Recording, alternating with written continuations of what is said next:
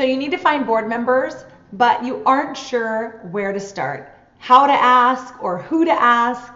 I know, I've been there and I get this question all the time. So I decided to create this series for you. It'll be a series of videos over the next few weeks that will talk about the different things you might want to think about when you are starting up with your board of directors. So have no fear, I've got you covered. I will take care of you in this video because I'm going to give you the best number of board of directors for any new startup founder. So if you're new to the social life, this is the place to be if you are an entrepreneur with a purpose and you're ready to unleash your something amazing. So let's jump right in. So in this first video, we're going to tackle how many board members you actually need. And the reason we're starting here is because it's a little bit more doable when you understand how many board members you're actually looking to recruit. And then we'll move into how to ask them and all of the other things that come behind that. So you might be surprised to find out that even though you file through the IRS and the federal government, your actual state determines the number of board of directors that is required, the minimum number that is required for your organization. So the best way to find out this information is to go to your Secretary of State's website, and you can generally find it there. I've even just found out that Nevada is only one person. California requires 3 people, and some states require 5 people.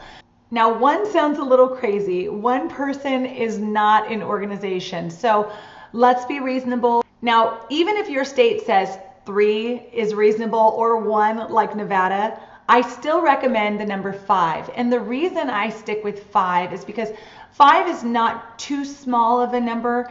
That your organization is still going to look like it's a real organization and you have a legit board behind you.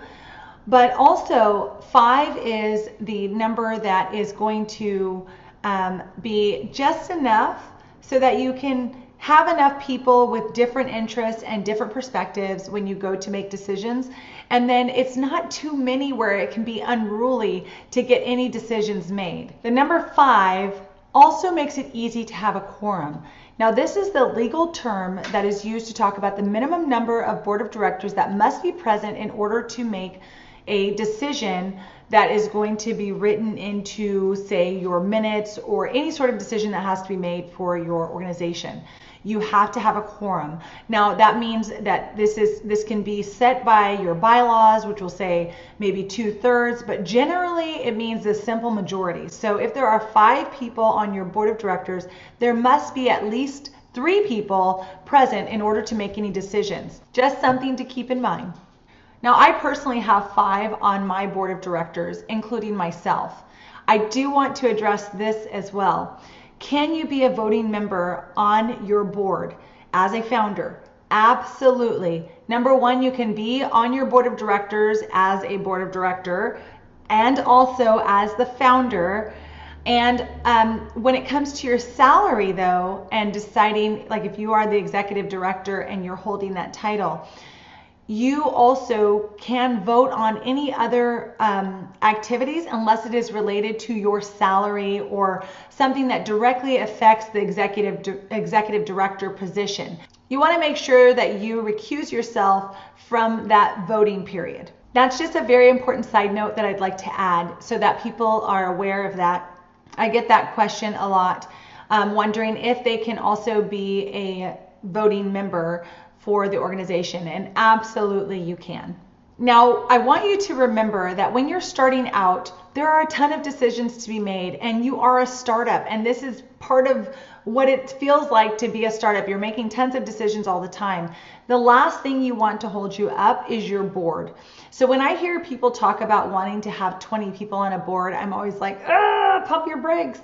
Try to keep it small because you want to be able to make those decisions quickly and efficiently, and having a smaller amount of board members is the best way to do that. So like I said, 5 is a good amount for having the perspectives and the different opinions, but it's not too much where you have too many different opinions and too many different things going on to manage. So as a nonprofit founder, you'll be wearing a lot of different hats. You'll be wearing the hat of marketing. You'll be wearing the hat of going out and making connections and networking. You'll be doing the content. You'll be doing a lot of things as a nonprofit founder. The last thing you want is your board to be holding you up, or you trying to wrangle everyone together so that you can actually get things done with your board and move the organization forward. Now that you know how to find out how many board members you need and where to find it for your specific state, now I just want to leave you with a few pieces of advice.